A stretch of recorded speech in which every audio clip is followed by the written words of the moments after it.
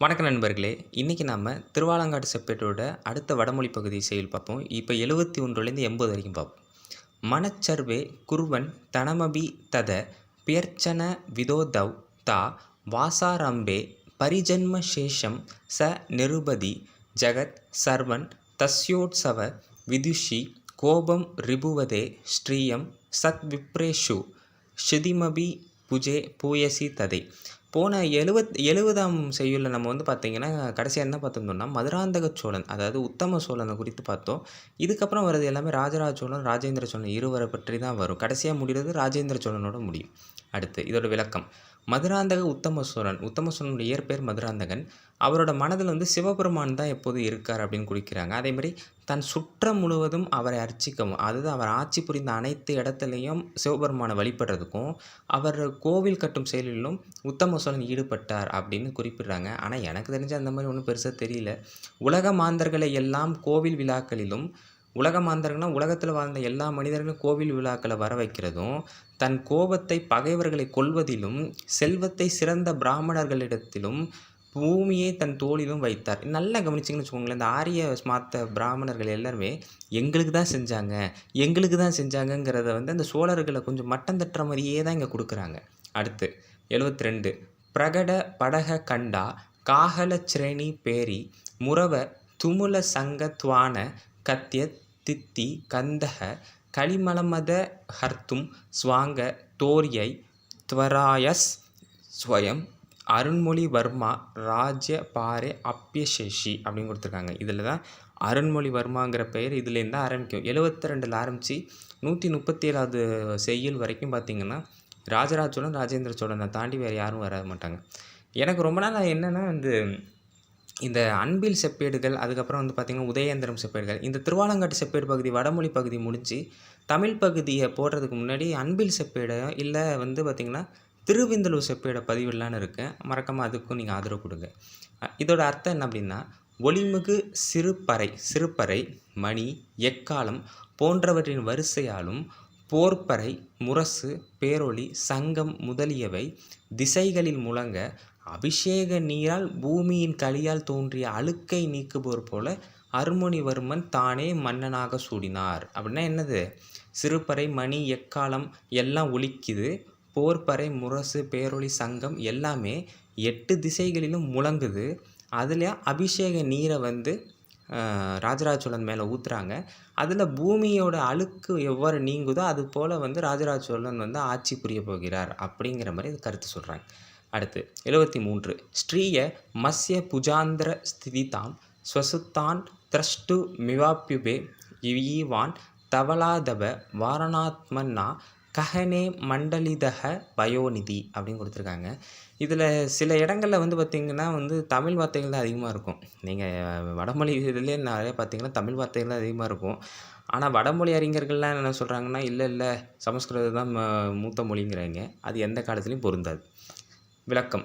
அவருடைய தோளிடையில், அவருடையன்னா இங்கே ராஜராஜ சோழனை குறிப்பிட்றாங்க. தோளிடையில் தாங்கப்பட்ட தன் மகளான லக்குமியை காண வந்தது போன்று பார்க்கடல் வானத்தில் வெண்கொற்ற குடை வடிவமாக மண்டலமிட்டு நின்றதையே. இவரை வந்து எப்போவுமே ராஜராஜ சோழனை திருமாலுடைய அவதாரம்ங்கிற மாதிரி தான் குறிப்பிடுறாங்க. அதாவது லக்குமி தேவி வந்து பார்க்கடலில் தானே உறைஞ்சிருப்பாங்க.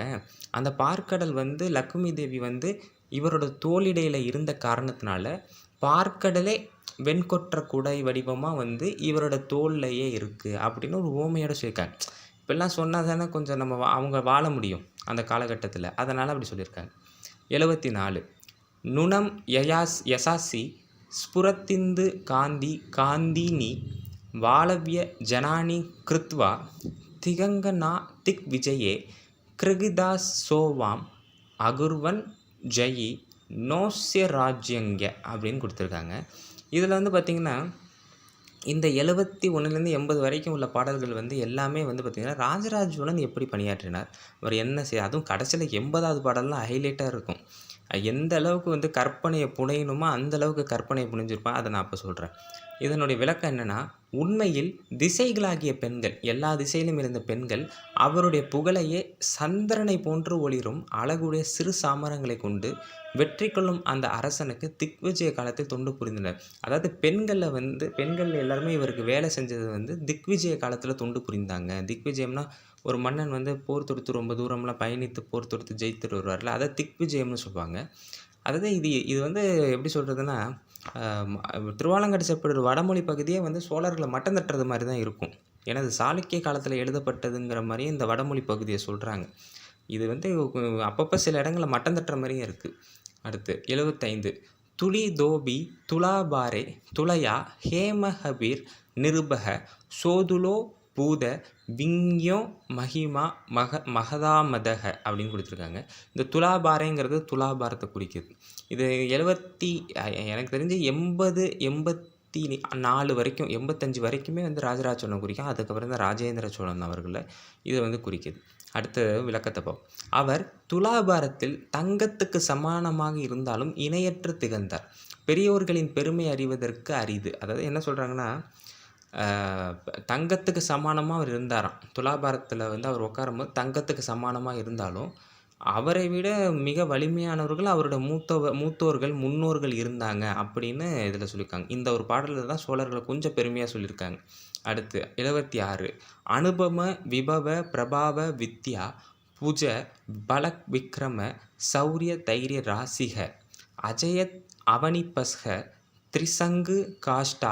திரிசங்குனா திரிசங்கு 3 சங்குகள் அர்த்தம், இல்லை 3 புறங்கள் அர்த்தம். பிரபுத்தி யுதாக்கிரமம் ஆக்ரமன் திசஸ் அப்படின்னு கொடுத்துருக்காங்க. இதில் விபவ பிரபாவ வித்தியான கல்வின்னு அர்த்தம். வித்தியான கல்வி, அது வித்தியாங்கிறது வந்து வடமொழி வார்த்தை. புஜ அப்படின்னா பலம், அதான் புஜபல விக்ரமன்னு சொல்லியிருக்காங்க. பிரபாவ அப்படி விபவ பிரபாவங்கிறதெல்லாம் அந்த செல்வம் இந்த மாதிரிலாம் அது குறிக்கும். இது எல்லாமே வடமொழி வார்த்தைகள். சரி, இதோட அர்த்தத்தை பார்ப்போம்.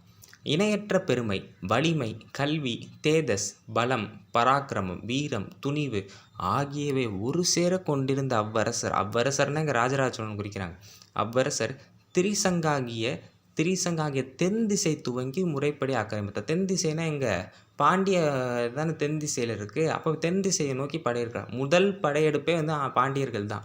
அதுக்கப்புறம் தான் அவர் வந்து காந்தளுச்சாலைக்கு போகிறார். முதல் மன்னன் அவர் தோற்கடித்தது வந்து காந்தளுச்சாலை இல்லை, பாண்டிய மாமன்னரான அமரபுஜங்கனை தான் அவர் தோற்கடிக்கிறார். சரி, அடுத்து போவோம்.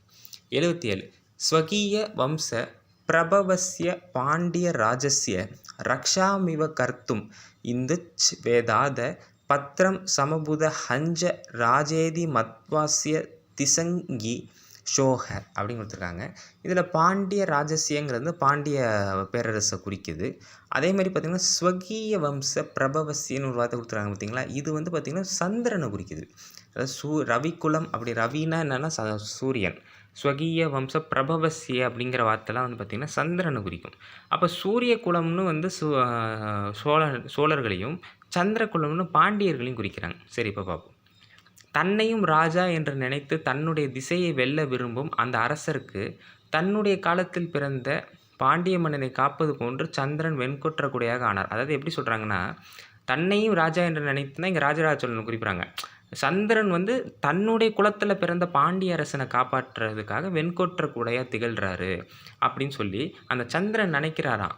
ராஜராஜ சோழனை பார்த்து இவர் வந்து தன்னையும் ஒரு அரசராக சொல்லிட்டு பாண்டிய அரசனை படையெடுத்துட்டு வராரு அப்படின்னு சொல்லிட்டு நம்முடைய குலத்தில் இருக்கக்கூடிய பாண்டிய பேரரசரை நாம் காப்பாற்றுவோம் அப்படின்னு சந்திரன் வந்து வெண்கொற்ற கூடையா அந்த பாண்டிய பேரரசருக்கு வந்து துணை புரிந்தார் அப்படிங்கிற மாதிரி சொல்கிறாங்க. இதுவே கொஞ்சம் கோல் மூட்டி விடுற வேலை தான். இன்னும் சொல்லப்போனால் இந்த பாண்டியர்களுக்கும் சோழர்களுக்கும் இந்த பிரச்சனைக்கு மூல காரணமே இவங்களாக கூட இருந்திருக்கலாம். அதெல்லாம் இன்னும் கல்வெட்டுகள் ஆராய்ந்து பார்த்தா தான் நமக்கு நல்லா தெரியும்.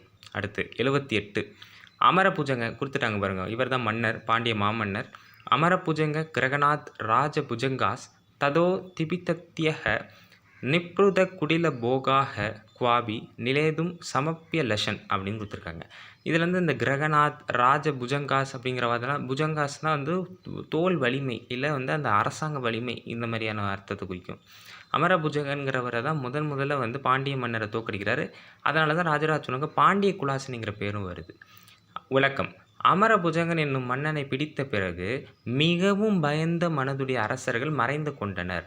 அதாவது அமரபுஜங்கன்கிற ஒரு அப்போனா பாண்டிய மாமன்னர் எவ்வளோ பெரிய வீரமிக்கவராக இருந்திருப்பார் பாருங்க. அவர் அமரபுஜங்கனும் வீரமிக்கவர். அவரையே தோற்கடிச்சதுனால மற்ற மன்னர்கள் எல்லாம் பயந்து போய் மறைந்து கொண்டனர் அப்படின்னு சொல்கிறாங்க. மறைந்த போகங்களை உடைய மற்ற இங்கே வந்து அரசர்களை வந்து இந்த பிராமணர்களோட வேலையை பாருங்க. அரசர்களை ராஜநாகங்கள் அப்படின்னு குறிப்பிடுறாங்க. மறைந்து கொள்வதற்கு எண்ணின. அதாவது இது வந்து எப்படி சொல்கிறது, கோல் மூட்டி விடுற வேலை தான் கிட்டத்தட்ட இது. மறைந்த போகங்களை உடைய மற்ற அரசர்கள்னு சொன்ன போது ஏன் ராஜநாகங்கள்னு குறிக்கணும்? சரி, அடுத்து 79. ஜலநிதி பரிகம் விளிந்த முச்சை ஸ்பரத்ருவப்ரம் அபேத்தியம் அந்யயோ யோதை ரவிக்குல, இது ரவிக்குலம்ங்கிறது சூரியகுலம். ரவிக்குலம் திலகஸ்ய தண்டநாதோ விஜயரமா குல மந்திர ஜிகாய அப்படின்னு கொடுத்துருக்காங்க. அதாவது இங்கே அவங்க சொல்ல வர்றது கான்செப்டே என்ன அப்படின்னா, இவர் வந்து பார்த்திங்கன்னா சோழர்கள் பரம்பரை வந்து சூரியகுலம் ரவிக்குலம்னு சொல்கிறாங்க. இன்னொன்று ராஜராஜ சோழனுக்கு ரவிக்குல மாணிக்கம்னு ஒரு பேர் இருக்குது. ரவிக்குல மாணிக்கம் அப்படிங்கிற பேர் அவருக்கு இருக்குது. பாண்டிய குலாசினின்னு பேர் இருக்குது. நிகரெலி சோழன் பேர் இருக்குது. பண்டித சோழன் கூட அவருக்கு பேர். இப்படி எக்கச்சக்க பேர் இருக்குது அவருக்கு. விளக்கம்: சூரிய குல திலகமாகிய ராஜராஜனின் தண்டநாயகன். தண்டநாயகனுங்கிறது அந்த தளபதிகள் இல்லை வந்து மாதாண்ட நாயகன்னு கூட சொல்லுவாங்க. தண்டநாயகன் வெற்றி திருமகளின் குலத்திற்கு உறைவிடமானவர். எனக்கு தெரிஞ்சு இது கிருஷ்ணன் ராமனை சொல்கிறாங்கன்னு எனக்கு தோணுது. அது யாருன்னு சரியாக தெரில. உயர்ந்த விளிந்தை என்ற நகரை அவர் வென்றார். அதான் இவர் கிருஷ்ணன் ராமனை தான் குறிப்பிடுறாங்க போல. விளிந்தைங்கிறது விளிஞ்சம்னு எனக்கு தெரிஞ்சு நினைக்கிறேன். கடலையே அகலியாக கொண்டு எதிரி படையால் தகர்க்க முடியாத அரணுடையதாக அது விளங்கு. அதான் அது கடலையே அகலியாக கொண்டதுன்னா இப்போ விளிந்தைன்னா விளிஞ்சமாக தான் இருக்க வாய்ப்பு இருக்குது. இப்போ கோவளம் பக்கத்தில் இருக்கக்கூடிய விளிஞ்சமாக தான் அந்த காலத்தில் தாக்கி அழிச்சிருக்காங்க போல். அதை ராஜராஜனுடைய குலம் தண்டநாயகன் மாதாண்ட நாயகனாக இருந்த பேர் யாருன்னு கொடுக்கல. ஒருவேளை கிருஷ்ணன் ராமனாக இருக்க வாய்ப்பு இருக்குது. அவர் வந்து வெற்றி திருமகளின் குலத்திற்கு உறைவிடமாக, ஏன்னா அவரும் பிராமணராக இருந்த காரணத்தினால அப்படி சந்திரசாக்கில் எல்லாரையும் பாராட்டுற மாதிரி அவர் பாராட்டுறாங்க இவங்க. சரி, அடுத்து 80. இதுதான் ஹைலைட்டு. பத்வா ஜேதும் ஜலநிதி ஜலே ராகவேந்திரக கபீந்திரைக லங்காநாதம் கதமபி சரைஸ் தீக்ஷண ஸ்ருங்கைர் ஜகான் நௌபிஸ் தீர்த்வா ஜலநிதிம் அசௌவியஸ்ய தண்டக பிரசண்டோ லங்காநாதம்னா இங்கே இலங்கையை குறிக்குது. லங்காநாதம் நிரதக தஸ்தேன ராமோபி பூதக. ராமோபினா இங்கே ராமரை குறிக்கிறாங்க. அதுமாதிரி லங்காநாதம், லங்காங்கிறது வந்து அந்த இலங்கை வேந்தன் நம்ம தமிழ் வேந்தன் ராவணரை குறிக்கிறாங்க. ஆனால் ராவணனை கொஞ்சம் மட்டம் தட்டுற மாதிரி தான் இந்த பாடல் அமைஞ்சிருக்கு. அதேமாதிரி பார்த்திங்கன்னா ஜலநிதி இந்த மாதிரியான வார்த்தைகள். அதுக்கப்புறம் பார்த்திங்கன்னா வந்து ராகவேந்திர, அதெல்லாம் வந்து அந்த இவங்களை குறிக்குது. கபீந்திரேக அப்படிங்கிறது எனக்கு என்னன்னு தெரியல. தீக்ஷணங்கிறது வந்து ஞானம், அந்த மாதிரியான அர்த்தங்கள் குறிக்கலாம். இது வந்து கொஞ்சம் மட்டம் தட்டுற மாதிரி இருக்கும். வாங்க பார்க்கலாம். விளக்கம் என்னென்னா, ரகுகுலத்து, அதாவது இங்கே ரகுனா சூரியகுலம். சூரியகுலத்தில் இந்திரன் போல இருந்த ராமர் அனுமன்களில் இந்திரன் போன்ற சுக்ரீவன், ஆஞ்சநேயன் முதலானோரை கொண்டு கடலில் பாலத்தை கட்டி இலங்கை அரசனை, அதாவது ராவணனை கூரிய முனையுடைய அம்புகளால் கொன்றான் என ஆரிய பார்ப்பனர்கள் காலங்காலமாக விடும் கதையை இங்கே வந்து மாமன்னர் ராஜராஜ சோழனோடு பொருத்தி கூறுனா நாம் ஏற்று விடுவோம். ஏன்னா பின்னால் வரவங்கெல்லாம் சொல்லுவாங்கள்ல, பாத்தியா திருவாலங்காடு செப்பேர்லேயே வந்து சொல்லியிருக்காங்க பாரு, ராமரோட குலத்தொன்றல் தான் இவர் அப்படின்னு சொன்னால், ஓ அப்படியா அப்படின்னு சொல்லிட்டு நம்ம மக்களை ஏற்றுப்பாங்கன்னு சொல்லி அந்த காலத்திலே இந்த கதைகளை கொஞ்சம் வந்து அப்படியே சோழ மன்னர்களோட கதையோட, அவங்களோட வாழ்க்கை வரலாறோட அந்த செப்பேட்டு பகுதியில் வந்து, அதுவும் இந்த வடமொழி பகுதியில் வந்து கொஞ்சம் அப்படியே அடித்து விடுறது, அந்த மாதிரி இதில் விட்டுருக்காங்க. ஆனால் இதில் நம்ம இன்னொரு விஷயத்தையும் நீங்கள் நல்லா கவனிக்கணும். அது என்னென்னா, மாமன்னர் ராஜராஜ சோழன் படை வந்து கப்பல் மூலம் கடலை கடந்து இலங்கையை வென்றது. அதுதான் முக்கியம். இன்னொரு பராந்தக சோழனும் அப்படி தான், கடல் கடந்து படையை வந்து கப்பல் மூலமாக தான் முடிச்சு. ராமர் வந்து என்ன பண்ணார், பாலம் அமைக்கிறதுக்கு கல்லை கொட்டி போனார். அதை எப்படி சொல்கிறாங்கன்னா, பாலம் அமைத்து சென்ற ராமன் செயலை காட்டிலும் மாமன்னர் கப்பல் மூலம் சென்றது அவருடைய வீரத்தை குறிக்கிறது. இதுதான் நான் என்னுடைய கருத்து. அக்காலத்திலே ஆதி தமிழன் ராவணனை வந்து நேரடியாக எதிர்க்க முடியாமல் ராமனை பெரு வீரனை காட்ட ராவணனை சிறுமப்படுத்தியிருக்காங்க. அதை தமிழர்கள் ஒரு சில பேரும் சிறுமப்படுத்துறது கொஞ்சம் ஏற்றுக்கொள்ள முடியாத மாதிரி இருக்குது. அதனால் இங்கே ராஜராஜ சோழனுடைய புகழை சொல்கிற மாதிரி சொல்லி அப்படியே தமிழ்வேந்தன் ராவணனையும் வந்து அப்படியே வந்து மட்டம் தட்டுற மாதிரி. ஏன்னா சங்க இலக்கியத்தில் ராவணனை பற்றி பெருமையோடு தான் சொல்கிறாங்க. ரொம்ப பெருமையோடு தான் சொல்கிறாங்க ராவணனை பற்றி. அதனால் ராவணனுடைய புகழை வந்து தமிழர்களாகிய நாம தான் வந்து அதிகமாகவே பரப்பணும்.